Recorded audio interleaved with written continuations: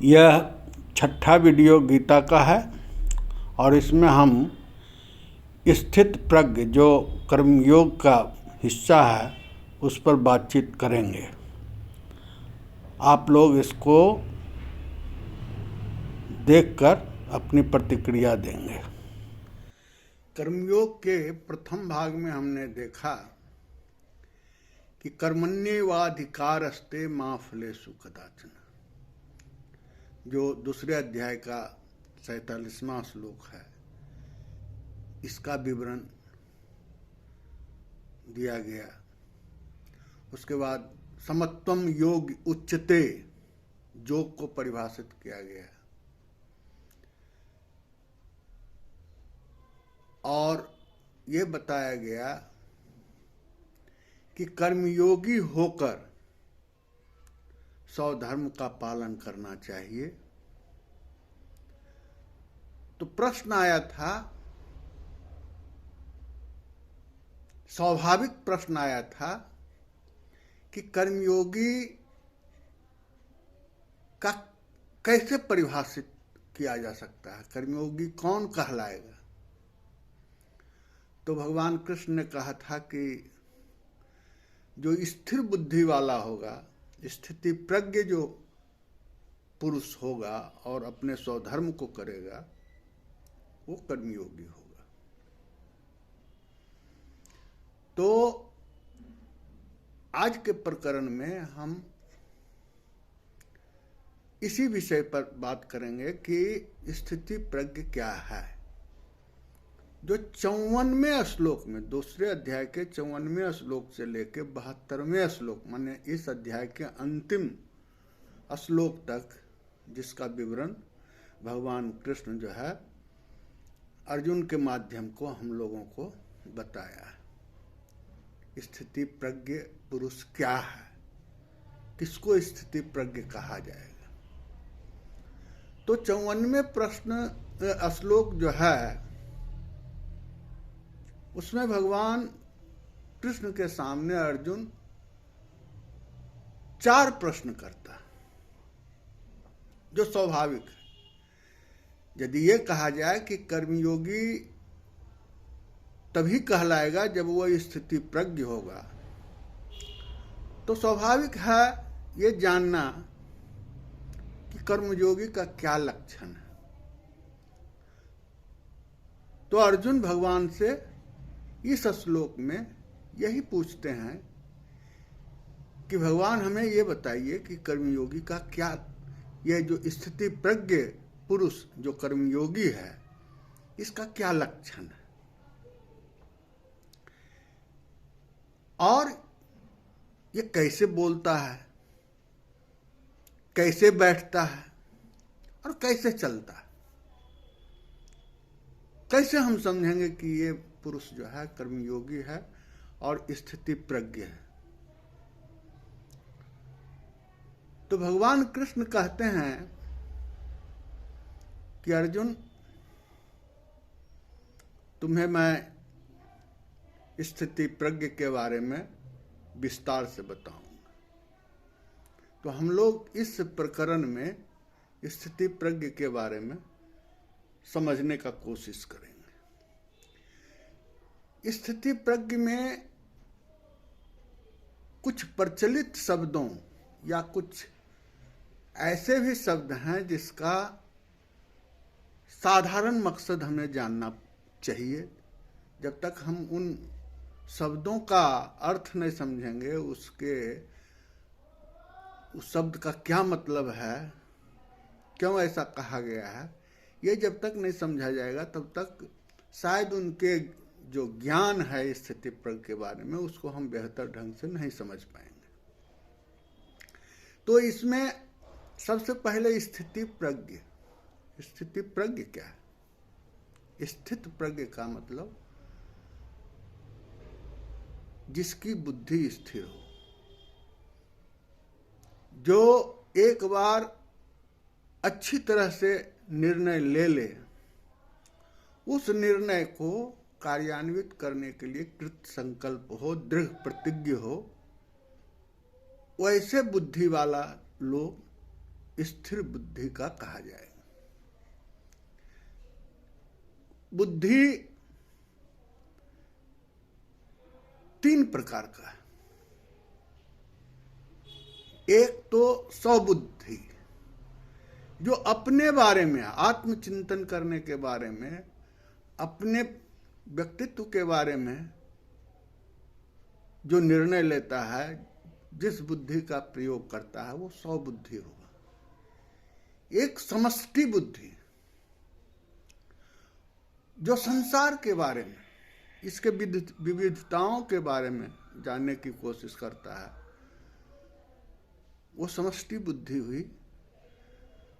और तीसरा जो है वो प्रज्ञा बुद्धि जो है, माने बुद्धि का जो प्रज्ञ, जो ईश्वर के बारे में, आत्मा के बारे में, ब्रह्म के बारे में जो विस्तार से आध्यात्मिक पहलुओं को बेहतर ढंग से समझने की कोशिश करता है, जिस बुद्धि के द्वारा, उसको प्रज्ञ कहा जाता है, प्रज्ञा कहा जाता है।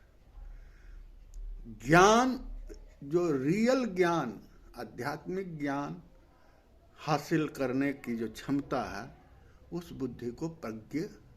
तो यहाँ भी स्थिति प्रज्ञ का मतलब स्थिर बुद्धि वाला वही होगा जो आध्यात्मिक दृष्टि से किसी विषय के बारे में चिंतन करेगा। इसलिए स्थिति प्रज्ञ का मतलब हम समझें कि वह आदमी जो समर्पण भाव से किसी कर्म को करता है, वह आदमी जो अपने स्वधर्म को जानता है, कर्तव्यों को समझता है, लेकिन उसका जो फल है वह ईश्वर को सौंप देता है, फलाफल के बारे में चिंता नहीं करता, वो स्थिर बुद्धि वाला, ये स्थित प्रज्ञ पुरुष कहलाता है। दूसरा जो है मन के बारे में। मन क्या है? मन जो है वो इंद्रियों द्वारा जो ज्ञान प्राप्त होता है, ये हमारे 5 ज्ञान इंद्रियां हैं। नाक है, कान है, आँख है, त्वचा है, जिह्वा है। ये ज्ञान प्राप्त करने का काम करता है, सूचनाओं को एकत्रित करने का काम करता है। जो विषय वस्तु है, जिसकी कामना मनुष्य को होती है, जो वासना पैदा जिस कारण से होता है, उसको पहचानने का काम हमारी ज्ञान इंद्रियां करती हैं। तो ज्ञान इंद्रियों के द्वारा जो सूचनाएं कलेक्ट की जाती हैं और उन सूचनाओं के बारे में जो विचार करता है, वो मन है। ये मन कहा गया है कि 60,000 सूचनाएं जो है वो एक दिन में जो है विचार करता है, आते हैं जाते हैं। रिपीटेड सूचनाएं जो है, रिपीटेड ज्ञान, विचार, प्रपोजल्स मन में आते हैं और उस पर जो है चिंतन करके बुद्धि कोई निर्णय लेता है। तो रिपीटेड भी हो सकता है, बार बार एक ही बात मन में आवे। मन को कहा गया है कि इंद्र है, ये हर स्वाद लेना चाहता है, हर जगह मजा लेना चाहता है, और इसका वाहक जो है इंद्रियां हैं, ज्ञान इंद्रियां। जैसा ज्ञान इंद्रियां इनको सूचनाएं देती हैं, उसी के बारे में ये ज्यादा विचार करता है। तो मन और इंद्रियां सूचनाओं को एकत्रित करके बुद्धि के समक्ष रखता है, और बुद्धि भी बिल्कुल इंडिपेंडेंट नहीं है। वह अंतःकरण के एक, समझो कि एक कमिटी है अंतःकरण की, माने जो करने वाला साधक है वह निर्णय जो है कई विभागों से जो सूचनाएं एकत्रित होती है उस पर विचार विनिमय करने के बाद बुद्धि विचार विनिमय करती है और फिर निश्चयात्मक निर्णय जो है वह अपने संस्कार के आधार पर देता है। चित्त, दो चित्त है, एक चित्त मतलब चेतना, ज्ञान, जीवन, सचेतन, ये तो एक चित्त है प्रकाशमय ज्ञानमय जो आध्यात्मिक चेतना है, ये चेतन। और दूसरा एक चित्त है, त संयुक्त चित्त। तो मन, बुद्धि, चित्त और अहंकार, ये चारों का जो है एक कमिटी है। ये निर्णय करती है, जो फाइनल निर्णय आता है इसमें अहंकार का भी प्रभाव रहता है, चित्त का भी प्रभाव होता है। चित्त वो जो है जो दृश्य वस्तु को देखता है, वो चित्त हुआ चित्त। और एक जो चेतना है उसको अंदरूनी जो इंफॉर्मेशन है, आध्यात्मिक जो सूचनाएं हैं उसको वो कलेक्ट करती है। वो उसमें जो पूर्व संस्कार है वही मिक्स बेशक रहता है, वो दृश्य जगत का जो सूचना है वो चित्त तक, चेतना तक नहीं पहुंच पाती है। लेकिन जो चित्त है वो जो पूर्व संस्कारों को लेके आया है, साथ साथ वो दृश्य जगत की माने सूचनाओं को कलेक्ट करता है और उस पर जो पूर्व जन्म का संस्कार का प्रभाव है उसके अधीन में आकर के बुद्धि को किसी खास विषय पर निर्णय करने के लिए प्रेरित करता है। तो इस तरीके से इन बारीकियों को समझने की जरूरत है, क्योंकि इस प्रकरण में जो स्थिति प्रज्ञ है उसके लक्षणों को समझने के लिए इन बारीक शब्दों को समझने की आवश्यकता है। अहंकार क्या है? अहंकार है अहम का भाव।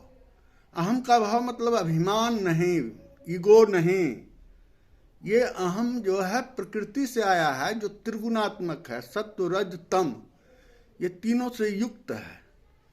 और इस अहंकार का जो प्रभाव हमारे शरीर पर भौतिक और अंदरूनी जो आध्यात्मिक जो अंतःकरण का क्षेत्र है उस पर भी इसका प्रभाव होता है, सत्व रज तम का। और इस प्रभाव के कारण जो निर्णय जिस तरह का लिया जाता है, जिसके अहम में सत्व का प्रभाव है ज़्यादा, तो वो सात्विक निर्णय लेगा। जिसमें रज का प्रभाव ज़्यादा है वो ओजस्वी और राजसिक निर्णय लेगा। और जिसमें तमोगुणी है, जो तम का प्रभाव से ज़्यादा प्रभावित है, जिसका अंतःकरण और भौतिक शरीर जो है वो स्थूल शरीर, जो ज़्यादा तमोगुणी है, वो निषेधात्मक निर्णय पर ज़्यादा जोर देगा। तो इन सारे तत्वों का असर होता है डिसीजन मेकिंग में। जो हमारा पूर्व का संस्कार है, जो अहंकार का गुण है, जो 3 प्रकार का गुण, जो सात्विक, राजसिक और तामसिक गुण है, ये सारे प्रभाव डालते हैं हमें निर्णय लेने के प्रक्रिया में। तो जो प्रोसेस है, डिसीजन मेकिंग प्रोसेस जो हमारा स्वयं का होता है, वह अंतःकरण पर प्रभावित है। और अंतःकरण हमारा कई अंतः इंद्रियों का समागम है, जो कोई जगह नहीं। ऐसे हृदय को कहा गया है कि हृदय में ये सारा सब इंद्रियों माने का काम होता है, मन का, बुद्धि का, चित्त का और अहंकार का। ये सारा प्रोसेस उसी स्तर से और माइंड, दिमाग, मन तक जाता है। तो ये हम मोटा मोटी ये समझ लें कि हमारी जो ज्ञान इंद्रियां हैं वो सूचनाओं को एकत्रित करके मन को देती है। मन जो है अपना विचार या निर्णय लेने के लिए बुद्धि के सामने वो सारी सूचनाओं का जिस्ट जो है प्रस्तुत करती हैं, और बुद्धि जो है अपने अंतःकरण से प्रभावित होकर, यानी चित्त, दोनों चित्त, एक चेतना जो जिस तरह की उसमें है, और दूसरा जो चित्त, जो संस्कार, उसका प्रारब्ध संस्कार जो उसके साथ है, या दृश्य जगत का जो संस्कार उसने प्राप्त किया है, और अहंकार जो दृश्य जगत का भौतिक शरीर से जो प्राप्त हुआ है या सूक्ष्म शरीर से जो प्राप्त हुआ है, उन सारे के प्रभाव में बुद्धि जो है निर्णय करती है, और जैसा निर्णय करती हैं वैसा वो अपना कार्य व्यवहार करता है। तो स्थिति प्रज्ञ जो व्यक्ति होता है वह प्रज्ञ होता है, सिर्फ बुद्धि या मन या इंद्रियों का प्रभाव नहीं जमने देता है, वहाँ प्रज्ञता होती है, उसकी बुद्धि ईश्वर से जुड़ी हुई है और वह उसी के अनुसार से कार्य करने का निर्णय लेता है। ईश्वर को अपने सामने साक्षी रूप में रखकर हर एक निर्णय को करता है और उसी तरीके से उसका कार्य व्यवहार होता है। तो हम अब इनके जो स्थिति प्रज्ञ के लक्षण हैं उसके बारे में बात करेंगे। 54वें श्लोक में अर्जुन भगवान से प्रश्न करते हैं, स्थिति प्रज्ञस्य का भाषा समाधिस्तस्य केशवः स्थितिं किं प्रभासेत किमासीस ब्रजेत किम। हे केशव, समाधि में स्थित परमात्मा को प्राप्त हुए स्थिति प्रज्ञ पुरुष का क्या लक्षण है? वह स्थिर बुद्धि पुरुष कैसे बोलता है, कैसे बैठता है और कैसे चलता है? अर्जुन जो है 4 प्रश्न करते हैं।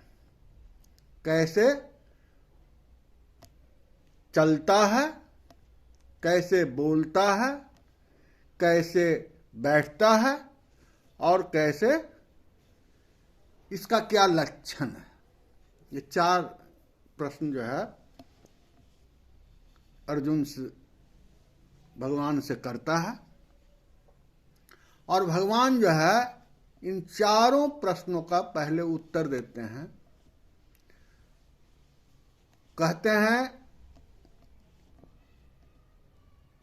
55 श्लोक में, श्लोक नंबर 55 जो दूसरे अध्याय का है, प्रजाहिता यदा कामान सर्वान पार्थ मनोगतान आत्मेव आत्मना तुष्ट स्थिति प्रज्ञा दो उच्चते।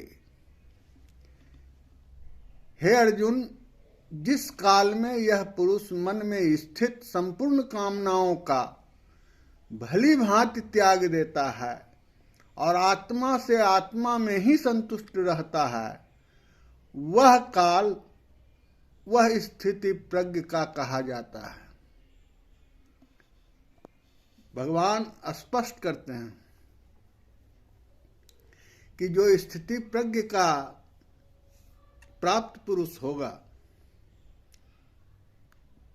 वह जो है सारी कामनाओं का त्याग करने के लिए सक्षम होता है। सवाल यह है कि कामनाएं और वासनाएं, इस भौतिक शरीर, ये जो स्थूल शरीर है, इसकी भी कुछ कामनाएं होती हैं और कुछ जो हमारा सूक्ष्म शरीर है इसकी भी कामनाएं होती हैं। हम अपनी भूख मिटाने के लिए भी इच्छा करते हैं, कामना करते हैं,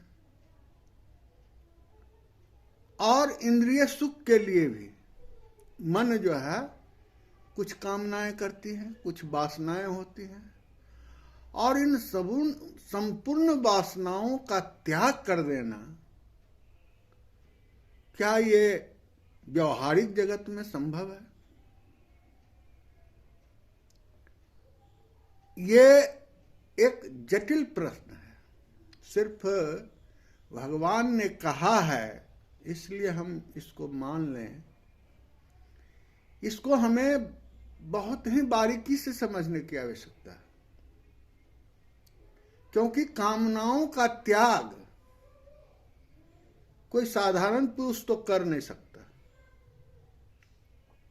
क्योंकि कामनाएं जो है वो कुछ भौतिक कामनाएं जो प्राकृतिक जीवन से बिल्कुल अपेक्षित है, उसको हम कैसे त्याग कर सकते हैं? मुझे भोजन चाहिए और मैं भोजन का त्याग कर दूं तो फिर जिंदा कैसे रह सकते? लेकिन जो भौतिक आवश्यकता है उसके लिए तो हम प्रयासरत रहेंगे और उसको तो हम प्राप्त करेंगे। साथ साथ जो उसके प्रति राग है, जो लगाव है, जो आसक्ति है, उसकी कमी कर सकते हैं। कामनाओं का त्याग का मतलब कि जो हमारे मन में उस वस्तु के प्रति आसक्ति है, यदि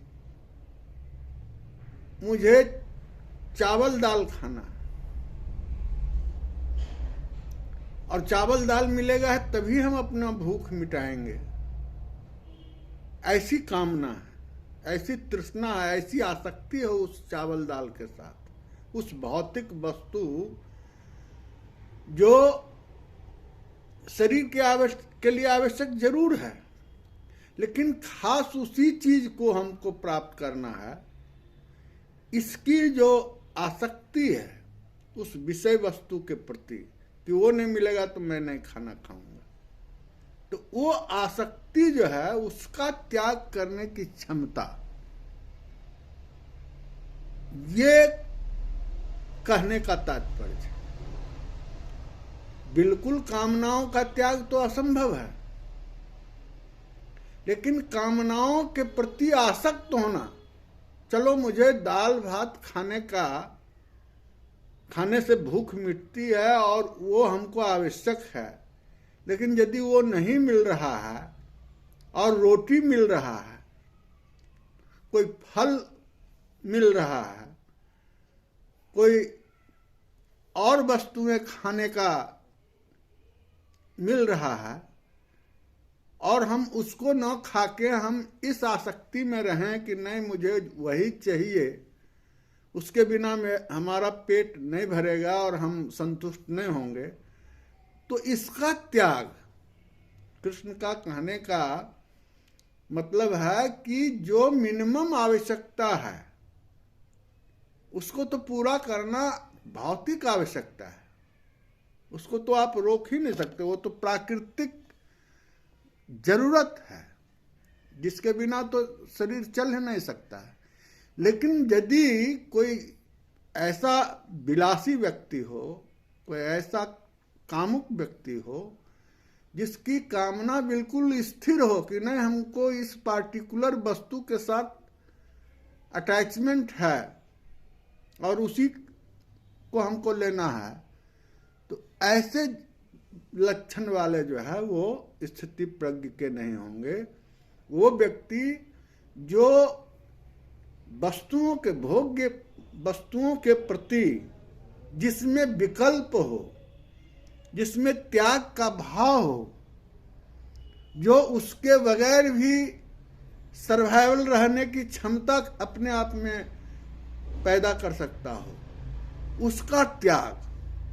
यहाँ संपूर्ण कामनाओं का त्याग करना और फिर भी आत्मनिष्ठ रहना, अपनी आत्मा से खुश रहना,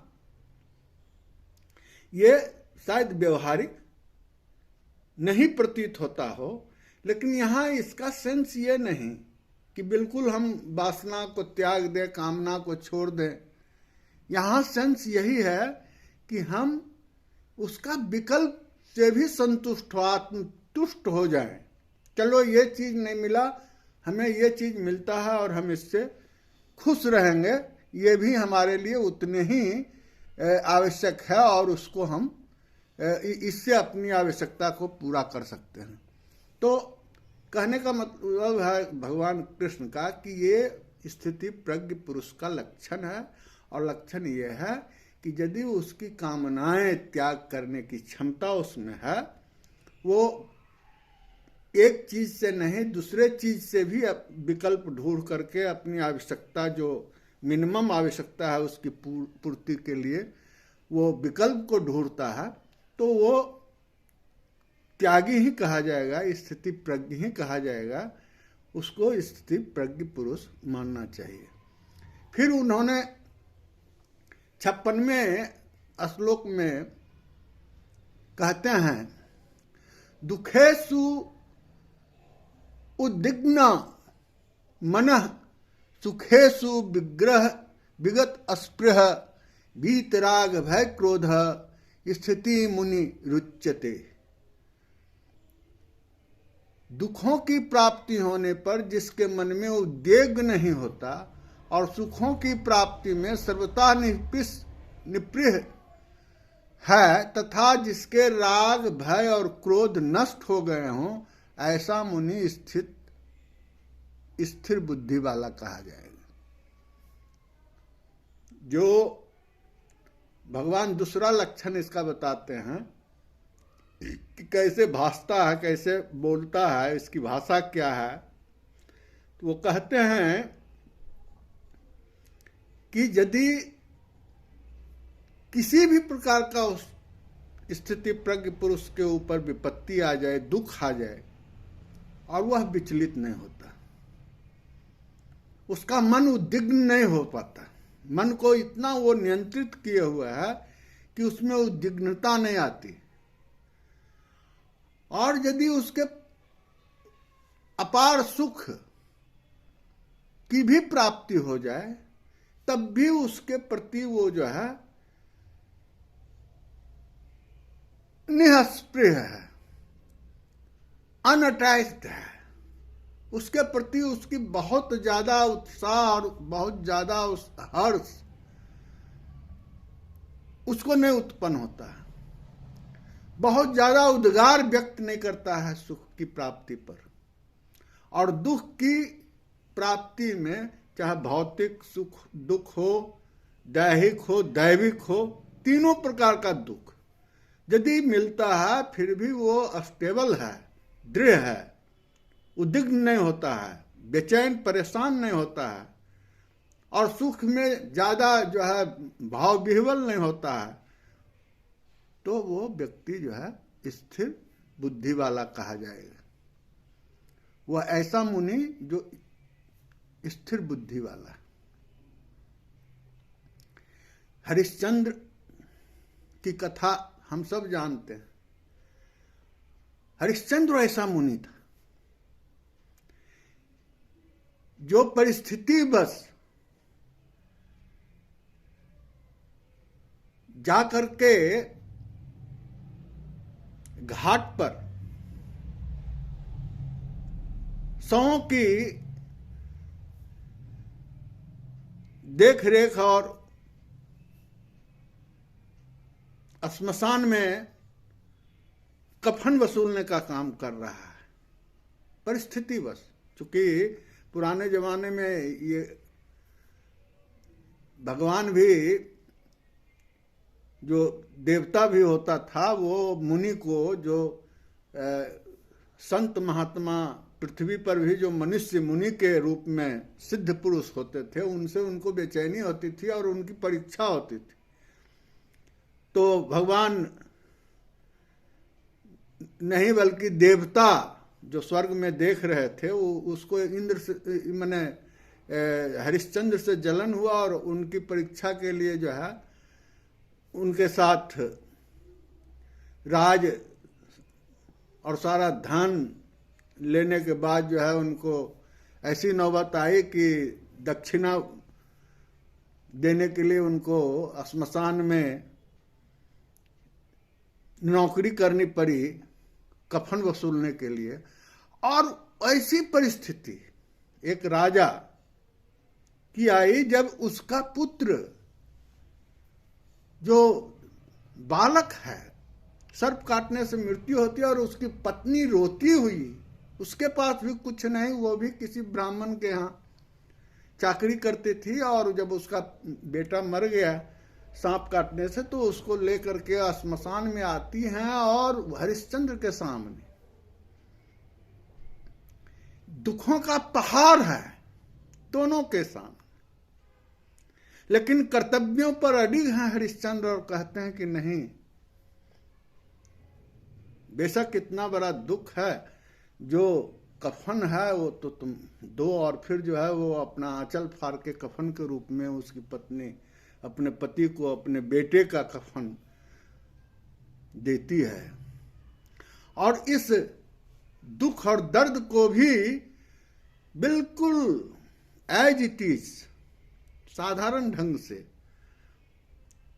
हरिश्चंद्र जो है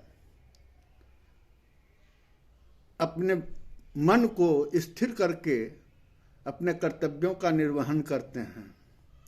तो ऐसे ही मुनि स्थिति प्रज्ञ, साधारण मनुष्य स्थिति प्रज्ञ हो जाए, ये कहना आसान है, लेकिन तो भगवान कहते भी हैं कि मुनि जो है ऐसा मुनि ही स्थिर बुद्धि वाला होता है। और अर्जुन तुम भी तो एक मुनि हो। और अर्जुन की भी एक कहानी है, शायद आप लोग सब जानते होंगे। जब वो उनका स्वर्गवास हुआ, स्वर्ग में जब गए तो उनकी भी स्थिति प्रज्ञता की परीक्षा ली गई। 12 बजे रात में उर्वशी जो है नंगे शरीर चांदनी रात के समक्ष जो है अर्जुन के सामने आ जाती हैं। वो जो स्वर्ग की गणिका हैं, सुंदरी हैं, नर्तिका हैं, और उनको देवताओं ने परीक्षा लेने के लिए अर्जुन के सामने भेज देता है। और फिर जो है अर्जुन बिल्कुल वो धैर्यवान रहते हैं और देखते हैं और पूछते हैं कि उर्वशी तुम्हारी ये हालत क्या, किसी ने तुम्हारे साथ छेड़खानी किया, क्या कोई ऐसी, क्यों इस तरह से आप नंगे शरीर जो है हमारे सामने आई हो। तो वो बोलती है कि पहले आप गांडीव का कसम खाओ और जो मैं कहूँ उसको करने के लिए तुम कृत संकल्प लो, तब मैं अपनी बात बताऊंगी। और फिर जो है अर्जुन कहते हैं मैं क्षत्रिय हूँ और मैं अपने धर्म तुम्हारी रक्षा के लिए कुछ भी कर सकता हूँ। और वो गांडीव का कसम खाते हैं और कहते हैं कि ठीक है। मैं तो वो जो उर्वशी है वो उनको कहती है कि मुझे तुम्हारे जैसे वीर पुरुष जैसा एक पुत्र चाहिए, और मैं आज कामावेश में हूँ और मैं आपके साथ जो है एक पुत्र मैंने सहभागी बन करके एक पुत्र पैदा करना चाहता हूँ। अर्जुन कुछ सोच में पड़ा और फिर जो है वो कहता है कि ठीक है उर्वशी, मैं ये तो गारंटी नहीं दे सकता कि मेरे जैसा ही योद्धा तुम्हारा पुत्र होगा, क्योंकि जो पैदा होगा वो कैसा होगा मुझे पता नहीं। तो वो अपनी सारी इंद्रियों को कहते हैं कि ठीक है, मैं तुम्हें अपने पुत्र जैसा, तुम्हारे पुत्र जैसा मैं बन के तुम्हारे सामने आता हूँ। और वो फिर अपनी शक्ति के द्वारा, ईश्वरीय शक्ति के द्वारा अपनी इंद्रियों को इस तरह से समेटता है कि वो एक बालक का रूप ले लेता है और नंगा हो करके उर्वशी के गोद में जाके बैठ जाता है। तो रियल स्थिति प्रज्ञ जो है वो कहलाता है, वो भगवान कृष्ण का ही वरदान है विष्णु, जो भी हो, कहानी कहानी है, लेकिन उदाहरण जो है स्थिति प्रज्ञ का यही कि इस तरीके का यदि बुद्धि को स्थिर करने की क्षमता हो तो उसको स्थिति प्रज्ञ कहा जा सकता है। इसी ये लक्षण है स्थिति प्रज्ञ का, जो भगवान कृष्ण जो है अर्जुन को बताते हैं। इसी तरीके से भगवान कहते हैं, तीसरा जो उदाहरण दे करके कहते हैं 58 श्लोक में, यदा संहृते चायम कुर्मो अंगनीव सर्वज्ञः सर्वशः इंद्रियाणि इंद्रियार्थे तस्य प्रज्ञा प्रतिष्ठिता। कछुआ सब ओर से अपने अंगों को जैसे समेट लेता है, वैसे ही यह पुरुष इंद्रियों के विषयों को, इंद्रियों को सब प्रकार से हटा लेता है और उसकी बुद्धि स्थिर है, ऐसा समझना चाहिए। हम सब जानते हैं कि जैसे कछुआ है, कछुआ का जो बॉडी होता है, पीठ जो होता है, बहुत हार्ड होता है और उसके जो अलग अंग हैं, उसके शरीर के और जो चीज है वो बहुत ही लचीला होता है, कमजोर होता है।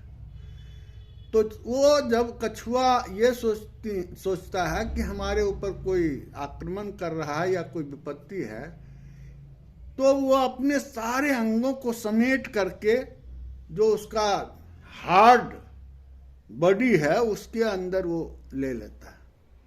तो भगवान इसका उदाहरण देख कहते हैं कि जिस तरह से कछुआ अपने सारे अंगों को समेट करके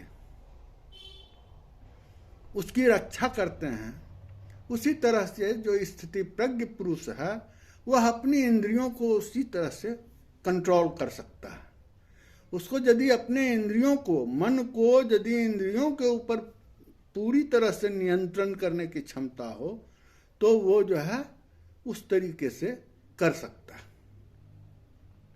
तो इस तरीके से कछुआ जिस भांति से अपने इंद्रियों को नियंत्रित करता है, उसकी सुरक्षा स्वयं करता है, वैसे ही जो स्थिर बुद्धि वाला पुरुष है, स्थिति प्रज्ञ पुरुष है, वो अपने इंद्रियों को समेट सकता है। क्योंकि इंद्रियों पर कंट्रोल मन का होता है, मन के ऊपर बुद्धि का कंट्रोल होता है और बुद्धि से ऊपर प्रज्ञ है। प्रज्ञ बुद्धि का इस्तेमाल करके आदमी जो है, मनुष्य जो है, वो अपने इंद्रियों का कंट्रोल करने में कामयाब हो सकता है। इस तरीके से भगवान कहते हैं 64वें श्लोक में, 64वां और 65वें श्लोक में कहते हैं, राग द्वेषे वियुक्तस्तु विषयान इंद्रिये चरन आत्मवश्ये विधेयात्मा प्रसादम अधिगच्छति। परंतु अपने अधीन किए हुए अंतःकरण वाला साधक अपने बस में की हुई राग द्वेष रहित इंद्रियों द्वारा विषयों में विचरण करता हुआ अंतःकरण की प्रसन्नता को प्राप्त करता है। प्रसादे सर्वदुखानाम हानिस्प्रो उपजायते प्रसन्न चेतसु हासुर बुद्धि परिवशिष्ट थे। 65वें श्लोक में कहते हैं, अंतःकरण की प्रसन्नता होने पर इसके संपूर्ण दुखों का अभाव हो जाता है और उस प्रसन्न चित्त वाले कर्मयोगी की बुद्धि शीघ्र ही सब प्रकार से हटकर एक परमात्मा में भली भांति स्थिर हो जाती है। भगवान यहाँ बिल्कुल स्पष्ट करते हैं कि स्थिति प्रज्ञ जो आदमी होता है उसका अंतःकरण सबसे ज्यादा प्रभावशाली होता है। अंतःकरण जो है वो हमारा मन, बुद्धि, चित्त, अहंकार, ये चारों को अंतः चतुष्टय भी इसको कहते हैं। तो ये जो अंतःकरण जो है वही सारा कुछ निर्णय लेता है। इसमें जो चित्त होता है वो पूर्व संस्कारों से ग्रसित होता है, तो जो कुछ भी निर्णय लेना होता है वो अंतःकरण अपने पूर्व संस्कारों के आधार पर भी निर्णय को प्रभावित करता है। तो यदि अंतःकरण शुद्ध हो तो उसमें जो है राग द्वेष, किसी राग का मतलब होता है किसी के प्रति अटैचमेंट, और द्वेष का मतलब है किसी चीज को जो है नापसंद करना, न चाहना, हटाना, या उससे ईर्ष्या द्वेष करना, उसके प्रति घृणा करना, ये द्वेष हुआ। तो भगवान कहते हैं कि जिस आदमी का, जिस पुरुष का अंतःकरण शुद्ध होगा तो वो अंदर से प्रसन्नचित्त होगा, उसका सुख का अनुभव होगा। और यदि वो अंतःकरण शुद्ध हुआ और उसको सुख का अनुभव हो रहा है तो जितने प्रकार का उसका दुख है सबों का नाश हो जाएगा। लेकिन यह होगा कैसे? क्योंकि जब यह अंतःकरण पर निर्भर है तो अंतःकरण तो पूर्व संस्कारों से ग्रसित है। इसको प्यूरिफाई करने के लिए भगवान कहते हैं कि समर्पण का भाव, यदि उसको ईश्वर के प्रति समर्पण का भाव यदि पैदा होता है तो उसका अंतःकरण जो है शुद्ध हो जाएगा। यदि हमारे पूर्व संस्कारों में या हमारे जो काम करने का तौर तरीका है इसमें यदि कुछ कमी भी है तो भगवान कहते हैं कि इसको दूर करने का एक ही तरीका है कि आप जो है ईश्वर के ऊपर समर्पित हो जाओ, उसके ऊपर निर्भर हो जाओ। तो जो तुम्हारे पूर्व का संस्कार है, जो पूर्व का कारण है, उसको शिथिल होना स्वाभाविक हो जाएगा। तो यदि आत्मसमर्पण का भाव, ईश्वर के प्रति जो है आस्था पैदा हो जाए अपने कर्म को करते हुए, तो राग द्वेष जो है वो समाप्त हो जाएगा। अब जब राग द्वेष समाप्त हो जाएगा तो निश्चित रूप से सुख का अनुभव होगा। और जब सुख का अनुभव होगा, आनंद, सुख का मतलब आनंद, जब आनंद का अनुभव होगा तो निश्चित रूप से ये माना जाएगा कि सारे दुख समाप्त हो गए और वो जो कर्मयोगी है, जो स्थिर प्रज्ञ कर्मयोगी है, वो जिस कार्य को करेगा वो उसको सुख प्रदान करने वाला होगा और वो आनंदित होगा। तो इस तरीके से जो है ईश्वर परायण होने की जरूरत है, परमात्मा में भली भांति स्थिर करने की जरूरत है। जो योगी होता है वो स्थिर बुद्धि करने के लिए ईश्वर के प्रति समर्पित भाव रखने के लिए कृत संकल्प होता है। तो फिर जो है भगवान कहते हैं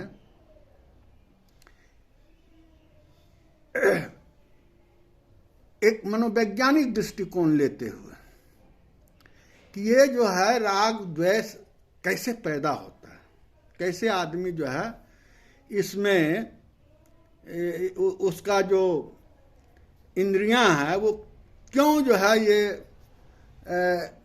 राग द्वेष से ग्रसित हो जाता है। तो इसको वो बताते हैं कि इसका मनोवैज्ञानिक कारण है और वह ये है कि इंद्रियों का काम है विषयों के प्रति आकर्षित होने का, और विषयों के प्रति आकर्षित होगा तो निश्चित रूप से उसके प्रति वासनाएं पैदा होगी। तो भगवान श्री कृष्ण 62वें और 63वें श्लोक में कहते हैं, ध्यायतो विषयान पुंसः संगस्तेषु उपजायते संगात संजायते कामः कामात् क्रोधो अभिजायते। विषयों का चिंतन करने वाले पुरुष की उन विषयों में आसक्ति हो जाती है। आसक्ति से उन विषयों की कामना उत्पन्न होती है और कामना में विघ्न पड़ने से क्रोध उत्पन्न हो जाता है।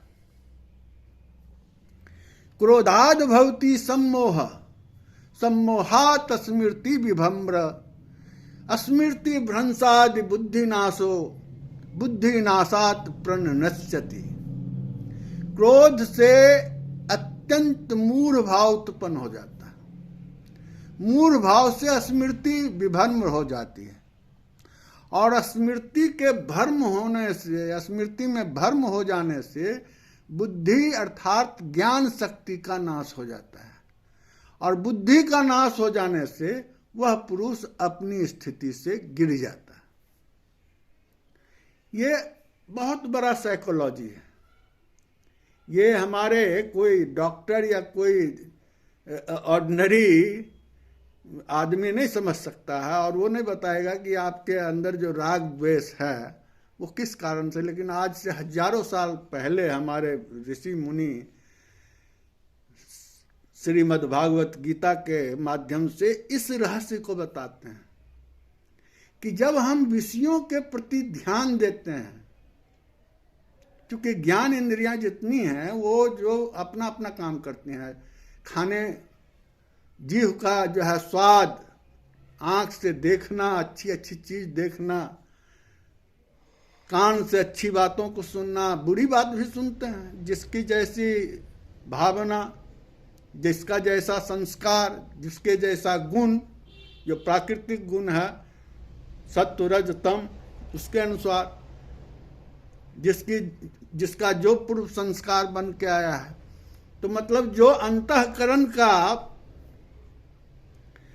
जिस तरह का चेतना है, जिस पुरुष में जिस तरह का, उसके अनुसार से जो है वो अपने इंद्रियों का उपयोग करता है। तो अच्छा भी बुरा भी, ये ज्ञान इंद्रियां जो है विषयों को आकर्षित करती है और जब विषयों को आकर्षित करती है तो निश्चित रूप से उसमें आसक्ति होती है, कामना हो जाता, वासनाएं पैदा होती हैं और जब उन वासनाओं के प्रति उसको पाने की जब इच्छा बलवती हो जाती है तो दोनों चीज होता है।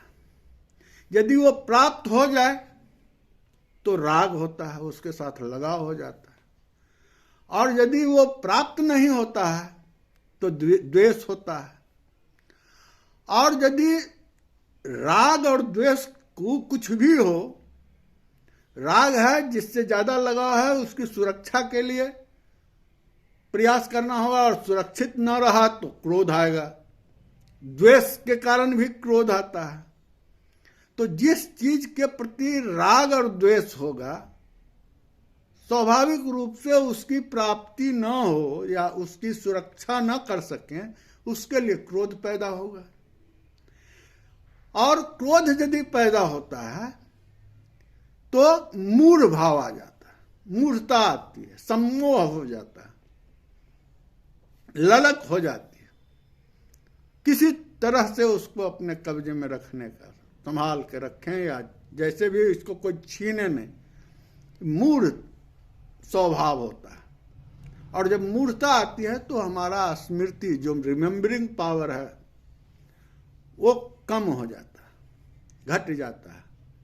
जो थॉट प्रोसेस है वो पुअर हो जाता है और जब स्मृति विभ्रम हो जाती है तो बुद्धि का नाश हो जाता है। जब हम कुछ याद ही नहीं रख सकते तो उसमें बुद्धि काम कहां करेगी? बुद्धि काम करना बंद कर देगी, क्योंकि उसके रिमेम्बरिंग जो थॉट प्रोसेस का जो नेसेसरी एलिमेंट्स है वो है पूर्व संस्कार, जो अंतःकरण का सोच, तो वो तो पुअर हो गया, स्मृति जो है वो कमजोर पड़ गई, तो बुद्धि का ऑटोमेटिकली ह्रास हो जाएगा। और बुद्धि यदि नाश हो गया तो फिर तो जिसको बुद्धि नहीं वो तो पागल है, वो तो गिर गया, वो तो मनुष्य, साधारण मनुष्य भी नहीं रह पाएगा, वो तो पशु से भी नीचा हो गए। तो भगवान जो है यहाँ बड़ी मनोवैज्ञानिक दृष्टिकोण से बताते हैं कि राग द्वेष का जो पैदा होना वो सांसारिक वस्तुओं के प्रति जो आकर्षण है, जो आसक्ति है, उसके होने का कारण है। तो यदि राग द्वेष नहीं हो, इसके लिए प्रयास करो, तो विषय वस्तु के सिलेक्शन में इंद्रियां किस चीज का प्राप्त करे और किस चीज को प्राप्त न करे, इसका विवेक, इसकी प्रज्ञा जो है जिस आदमी में होगा वही स्थिति प्रज्ञ होगा। यदि विवेक से इंद्रियों के विषयों का सिलेक्शन नहीं हो, हमें क्या चाहिए वो यदि हमारा विवेक निर्णय न ले सके, तो फिर अविवेकी पुरुष तो किसी भी चीज का ग्रहण करेगा, चाहे उसका उससे नुकसान हो या उससे फायदा। तो भगवान कृष्ण कहते हैं कि जो स्थित प्रज्ञ पुरुष होता है, कर्मयोगी होता है, वो अपने इंद्रियों पर पूर्ण कंट्रोल करता है, उस पर लगाम लगा के, मन का जो लगाम है वो इंद्रियों पर लगा करके विषयों की प्राप्ति में सतर्कता बरतता है। और जो इस तरीके से अपनी प्रज्ञ बुद्धि का इस्तेमाल करता है वही स्थिति प्रज्ञ है। इस तरीके से भगवान कहते हैं, उदाहरण दे करके 67वें श्लोक में, इंद्रियाणाम हिमचरता यमनो अनुधीयते तदस्य हरति प्रज्ञा वायुर्विना रंभसी। क्योंकि जैसे जल में चलने वाली नाव को वायु हर लेती है, वैसी ही विषयों में विचरती हुई इंद्रियों में मन जिस इंद्रिय के साथ रहता है वह एक ही इंद्रिय इस अयुक्त पुरुष की बुद्धि को हर लेती है। यदि जल में नाव चले और नाविक को नाव को कंट्रोल करने की क्षमता नहीं हो या कमजोर हो, अच्छा नाविक नहीं हो, तो वायु जो है उस नाव को जैसे चाहे वैसे हिला डुला करके जल में चलाएगा। उसी तरीके से यदि पुरुष जिसको इंद्रियों पर नियंत्रण करने की क्षमता ना हो, वो प्रज्ञा ना हो, वो बुद्धि ना हो कि वह अपने इंद्रियों को नियंत्रित करे और यह समझे कि ये चीज, ये विषय वस्तु हमारे लिए उचित है या अनुचित है, तो जो इस निर्णय को न ले वो समझो कि स्थिति प्रज्ञ नहीं है। जो स्थिति प्रज्ञ मनुष्य होगा वही युक्त पुरुष है, और जो युक्त पुरुष होगा उसको अपने इंद्रियों के ऊपर नियंत्रण होगा और उसकी बुद्धि, उसकी प्रज्ञा जो है उसको उसके हित के चीजों को, वस्तुओं के प्रति आकर्षित होगी और उसी को वो जो है प्राप्त करने का कोशिश करेगा। तो भगवान यहाँ हमें ये बताते हैं। इसी तरीके से भगवान उदाहरण दे करके और भी बताते हैं कि जिस तरह से जो विभिन्न नदियां हैं, उससे जब पानी, नदियों से जब पानी चलता है, बरसात के दिनों में जब दबाव नदियों के ऊपर पानी का होता है, तो गिरते बजरते हाहाकार मचाते हुए उद्विग्न भाव से पानी नदियों से चल करके समुद्र में चला जाता है।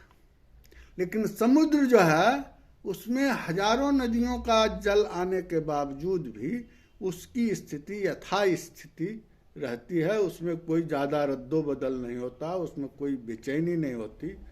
उसी तरीके से जो मनुष्य है, जो प्रज्ञाशील मनुष्य है, जो स्थिति प्रज्ञ मनुष्य है, उसके व्यवहार, आचार विचार में परिवर्तन नहीं होता, चूंकि उसका पूर्ण नियंत्रण उसके इंद्रियों के ऊपर होता है और उसकी इंद्रियां जो है विभिन्न प्रकार के वासनाओं और कामनाओं को देखते हुए भी मन के नियंत्रण के कारण वो उसी चीज को ग्रहण करता है, उसी वस्तु को प्राप्त करता है जिससे उसका भला होता है, उसके मानसिक और शारीरिक विकास के लिए आवश्यक होता है, बाकी को वो त्याग देता है।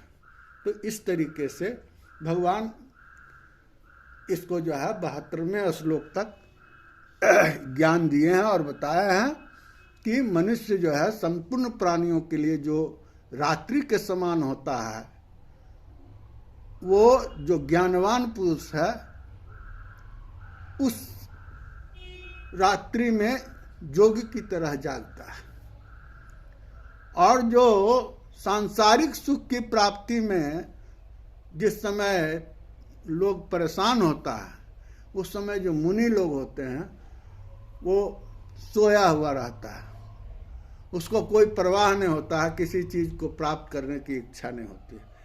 तो भगवान जो है स्थिति प्रज्ञ के लक्षणों को बताते हैं। अब हम आगे जो है, चूंकि ये बहुत बड़ा हो रहा है, ये भगवान की कथा और भगवान का जो है ये समाप्त होने वाला नहीं है, तो हम फिर अगले अध्याय में जो कर्मयोग का ही अभी चल रहा है, अब तीसरा भाग आएगा, उस तीसरे भाग में जो है कर्मयोग, निष्काम कर्मयोग के बारे में हम लोग चर्चा करेंगे।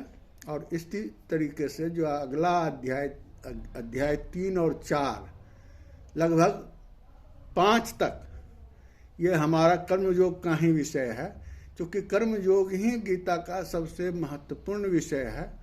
और इस पर हम लोग अभी और 2-3 वीडियो जारी रखेंगे, तो आगे हम फिर बात करेंगे।